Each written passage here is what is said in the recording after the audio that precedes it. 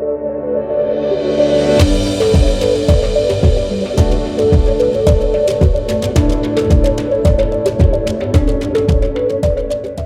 everyone, I am Dr. Shashikant, Senior Consultant Cosmetic and Plastic Surgeon. చాలా common problem అందరికి diabetic foot or foot ulcers. Foot లో ఏదైతే చాలా మందికి పుళ్ళు వస్తూ ఉంటాయి. సో దానికి రకరకాల కారణాలు ఉంటాయి. First and foremost diabetes. Sugar ఉన్నప్పుడు ఏమవుతుంది అంటే ఆ కాలికి సెన్సేషన్ తగ్గుతుంది.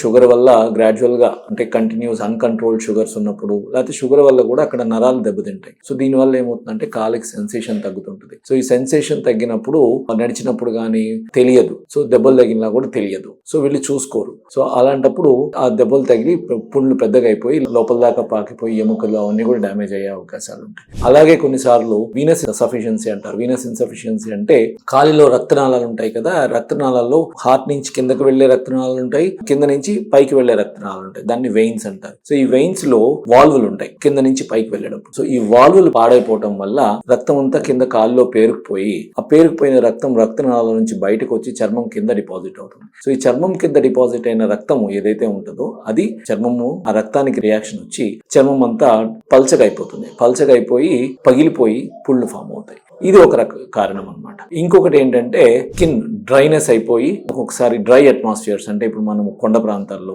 హ్యూమిడిటీ ఏదైతే తేమ తక్కువ ఉన్నప్పుడు డ్రై అయిపోయి పగిలిపోతుంది. ముఖ్యంగా కాళ్ళ చర్మం, మోకాళ్ళ కింద కాళ్ళకి పాదాల దగ్గర చర్మం.